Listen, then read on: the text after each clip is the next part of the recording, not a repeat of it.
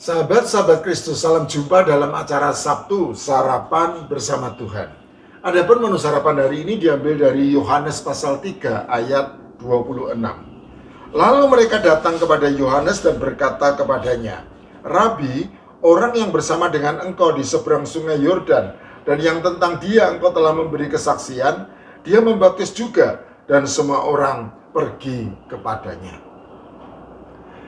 Yohanes membaptis sebagai pendahulu bagi kedatangan Sang Firman yang menjadi manusia, Tuhan Yesus Kristus, Mesias atau Juru Selamat dunia, dengan rendah hati berkata, "Aku membaptis kamu dengan air sebagai tanda pertobatan, tetapi Ia yang datang kemudian daripadaku lebih berkuasa daripadaku, dan aku tidak layak melepaskan kasutnya. Ia akan membaptiskan kamu dengan Roh Kudus dan dengan api. Alat penampi sudah di tangannya. Ia akan membersihkan tempat pengirikannya dan mengumpulkan gandumnya ke dalam lumbung. Tetapi debu jerami itu akan dibakarnya dalam api yang tidak terpadamkan." Matius pasal 3 ayat 11 dan 12. Berdasarkan pernyataan Yohanes Pembaptis, kita tahu bahwa Tuhan Yesus Kristus sebagai pribadi yang datang kemudian lebih berkuasa daripada Yohanes Pembaptis.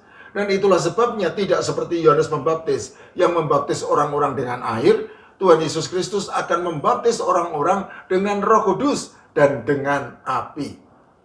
Membaptis dengan Roh Kudus berarti memberikan kuasa Roh Kudus untuk memurnikan dan memberdayakan orang-orang yang percaya. Sedangkan membaptis dengan api berarti membersihkan segala dosa sebagai bentuk penyucian diri bagi orang-orang yang percaya. Dan sebaliknya merupakan api penghakiman bagi mereka yang tidak bertobat, seperti memisahkan gandum dengan jerami. Jadi jelas bahwa Yohanes Pembaptis dan Tuhan Yesus Kristus masing-masing membaptis dengan cara dan tujuan yang berbeda.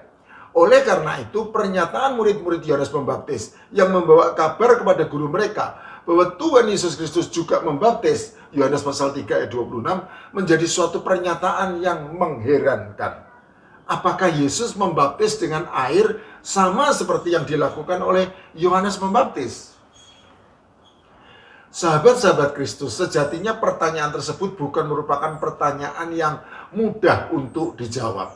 Karena hal itu berkaitan dengan peristiwa sebelumnya, sebagaimana dicatat oleh Yohanes di dalam Injilnya.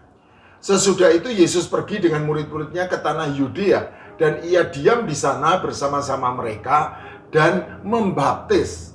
Akan tetapi Yohanes pun membaptis juga di Ainon dekat Salim, sebab di situ banyak air dan orang-orang datang ke situ untuk dibaptis. Sebab pada waktu itu Yohanes belum dimasukkan ke dalam penjara. Yohanes pasal 3 ayat 22 sampai 24.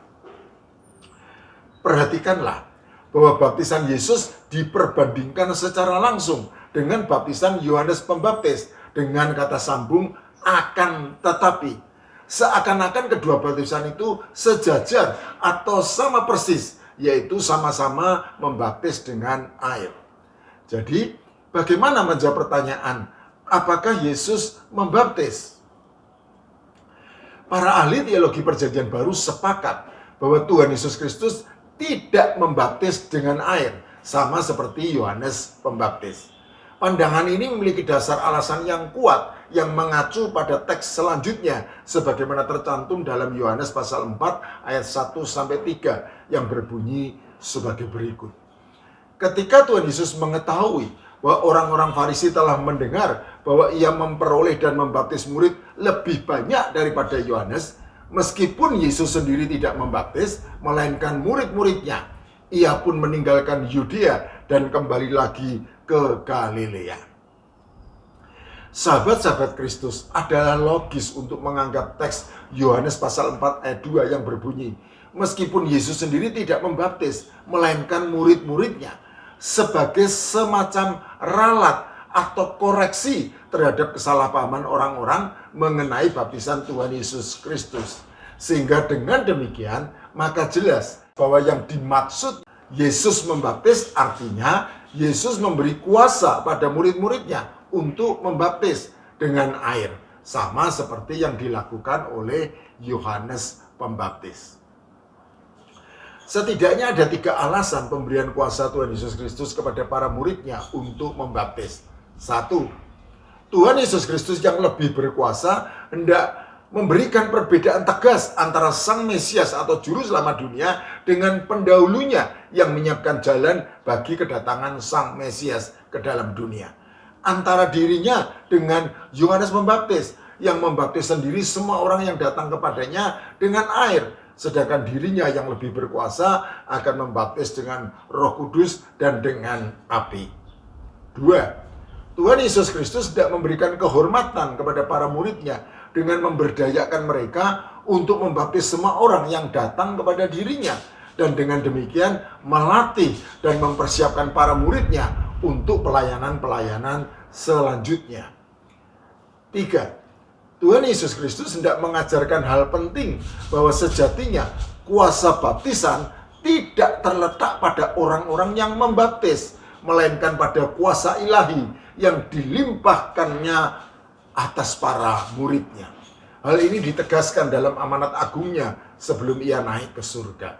Karena itu pergilah, jadikanlah semua bangsa muridku dan baptislah mereka dalam nama Bapa dan Anak dan Roh Kudus, dan ajarlah mereka melakukan segala sesuatu yang kuperintahkan kepadamu. Amin.